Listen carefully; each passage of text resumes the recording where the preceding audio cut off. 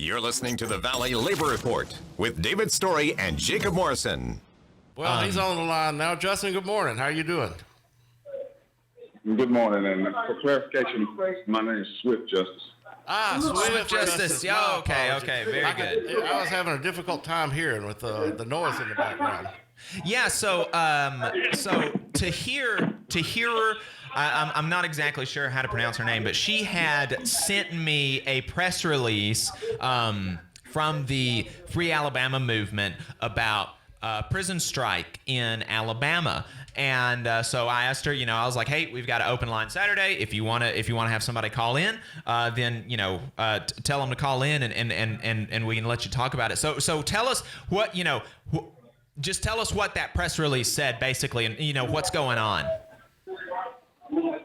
Basically, the press release is dealing with all the corruption and the incidences and the issues that's been uncovered with the Department of Justice over the past few years, man. It's something that we've been working on for quite a few years, but even before the Department of Justice took their investigation on, dealing with the overcrowdingness, dealing with officer on inmate violence, and inmate on inmate violence, and the drug epidemic inside the prison system. The Free Alabama movement, along with quite a few other organizations across the United States, man, we've been working to actually push what I would call real rehabilitation outside of what others, outside organizers are calling reform. But we want real change, man. And the only way that that's going to happen is for people in Alabama to actually see and take note of what's truly taking place inside of these prisons and actually, pay attention to what's going on. So that's what we're doing, and we're going to be doing an economical boycott on January 1st through January 31st here in Alabama Department of Corrections once again. Yeah, so I didn't realize that it was something that hadn't started yet.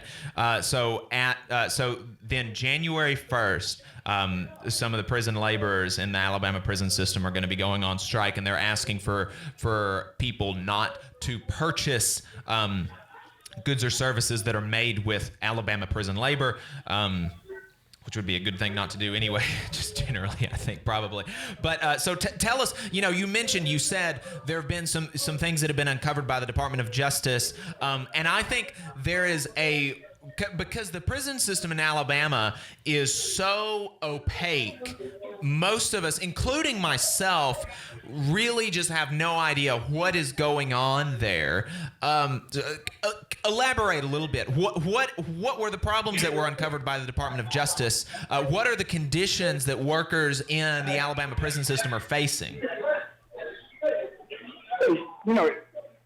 What people are missing about what's taking place on the inside of these prisons, man, and I'm glad you brought that up, because this is a world within a world, man, and it's just so easy to cover up the issues that's taking place and to discredit those who are making these claims, which are the ones that are behind these walls. Mm-hmm. Well, the Department of Justice and through their investigation, they've uncovered quite a few things, man. One of those main issues that's really troublesome to me is the denial of mental health issues. Yeah. You have inside of the Department of Corrections now a overload of mental health patients because of the shutdowns of your mental hospitals throughout the state. They have nowhere to put them, so now they're just putting them inside the prisons. And you got to look at why they're doing that, and the actual gain that the state is actually making off of that through grants and through other means of economical gain. So, and the money's not going towards these things, man. And you take outside of the mental health issues, you talk about the conditions of the prisons, the sanitation. Here you got inmates who make these chemicals and make everything that goes on with the sanitation, and we don't even see that. So it's being economical gain somewhere else, and nobody's knowing where this money's going. Nobody's knowing where the chemicals are going. You take, for instance, the coronavirus epidemic. We're 8 months deep into this, and here we are. We make our own chemicals, but yet we're getting less and less chemicals inside these prisons to actually help sanitize the prisons and keep us from catching them. Catching this coronavirus. So and then you got the violence issue, man. Alabama's been on the radar through the nation for being the most violent prisons in the United States of America. man, you got to look at how problematic that sounds when we are on one of the smallest prison systems in America to have that kind of violence here in a institutional setting. And I'm sure a lot of that. These are the things. Go ahead. My apologies. These are the things that have been covered up for years, man. And even through the Department of Justice investigation, the Department of Justice found where ADOC was covering up certain aspects of violence, whether it was on the correctional officer, on inmates, or whether it was on inmate, and they were calling these individuals dying or being killed from natural causes. So, that's a big issue. And how do you uncover that if the trusted people inside of these positions that you've been appointed by, whether it be the governor or whether it be your elected officials, are covering these things up? Yeah.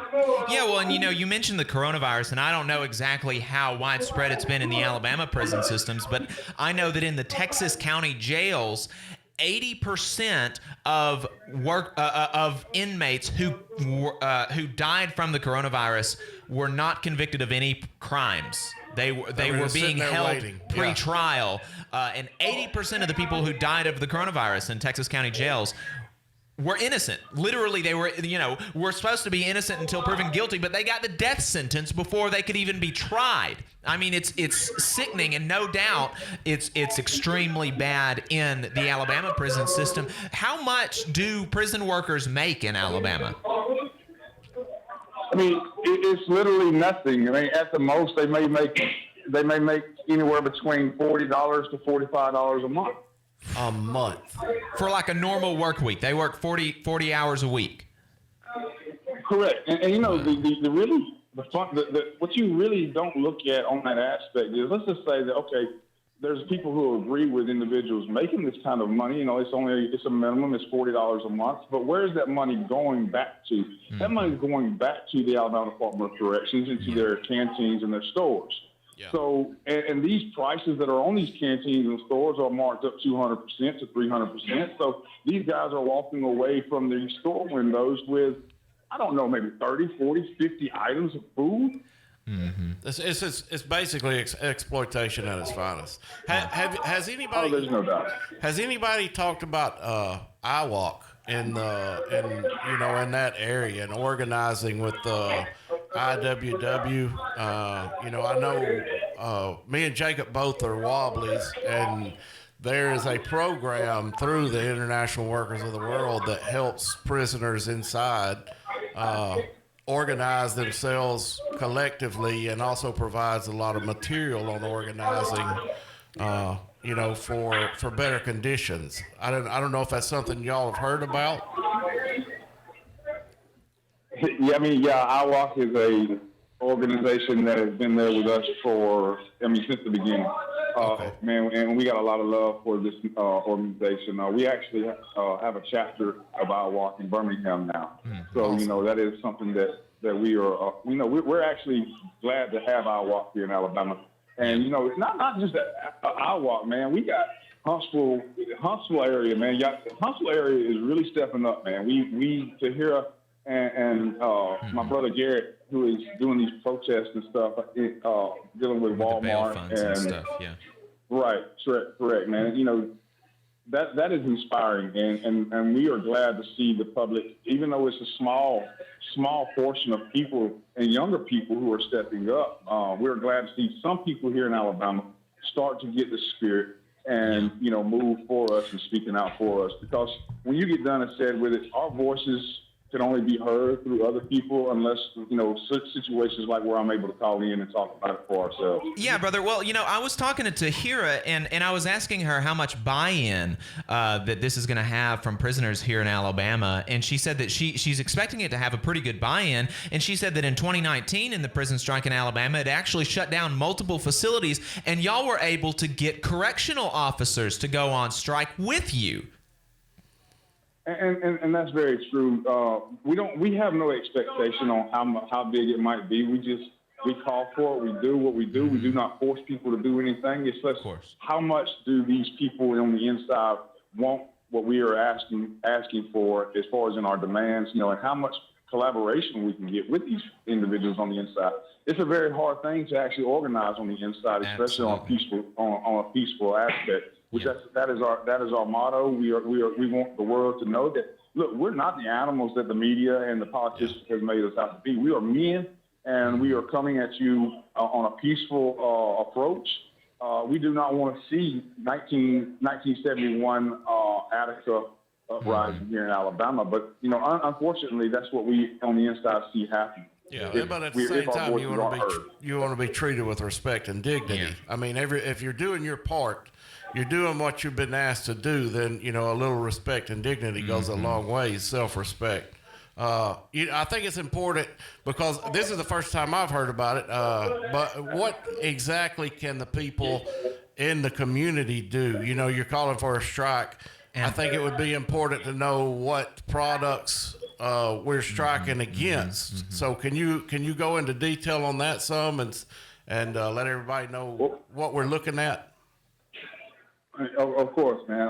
Right now, of course, the inmate labor is used on a variety of levels. But right now, what we're calling for on the inside of here in Alabama is a labor strike and a boycott. Not a labor strike, but yes, a labor strike, but a boycott on the store items that is being sold on the canteens, as well as Union Supplies. Union Supply supplies the shoes that we buy, Access Direct. All these JPay, all these companies that actually get money from us to actually help incarcerate us, we want them to boycott that. You got to look at Securus. Securus has moved into Alabama, and Securus is the technology group that is controlling the phones and now supposedly bringing in video chats to actually eliminate visitation, contact visitation from these guys. And I think the public and these individuals on the inside do not see the bigger picture about Securus. Securus is one of the only telephone groups that work with these prisons that actually requires them to remove the contact visits from the institutions. So you got to look at how detrimental that's not only going to be for the inside individuals, but the outside individuals as well. And when I look at it, I'm looking at it from my children's standpoint. I will not be able to touch my children ever again if they are successful in bringing these video chats in and not allowing us contact visits.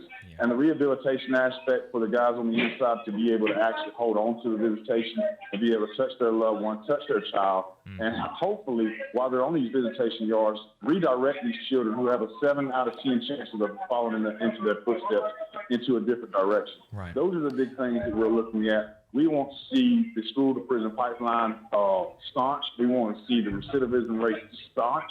We want these things stopped. Yeah. Yeah, well, brother, I think you're doing really good work. We're coming up on the break for the top of the hour news right now. Tell folks where they can find out more about what y'all are doing. Man, they can tune in to different aspects. They can go on Google and look up the Free Alabama Movement. We are in the process of having outside organizers bring up a website to make it a whole lot easier. But they can go on WordPress. They can actually look up in Google. They can find many aspects of Free World Organizers working on Facebook and Twitter. Okay. So just Google Free Alabama Movement, and it'll pop up on Google. Okay. I wish I had more information for people to be able to find it easier, but I apologize for that. Oh, no worries, no worries. Thank you so much for the call. Folks, look up the Free Alabama Movement. Swift, thank you for calling in. You have a good one, brother. Folks, stay tuned. We're going to have some more calls on the other side of this break. This is the Valley Labor Report. Thanks for tuning in. We appreciate your time. If you want to see what we're up to throughout the week and get our snide quips about the news of the day, then you should follow us on social media. We're on Facebook at facebook.com/Valley Labor Report. We're on Twitter at Labor Reporters. I'm on Twitter at JacobM_AL. David is on Twitter at Radical Unionist. That's spelled RADICL Unionist. If you missed part of the show and want to go back and watch it later, search YouTube for The Valley Labor Report and subscribe to our channel. You can go back and watch the full show there, and we also clip segments throughout the week. And we also upload the program on more than 11 different podcasting apps. So you can see if we're on your listening platform of choice. You can go to The Valley Labor Report. www.transistor.fm/subscribe. And if you appreciate our work and want to help us stay on the air, then consider throwing us a couple dollars a month on patreon.com/The Valley Labor Report.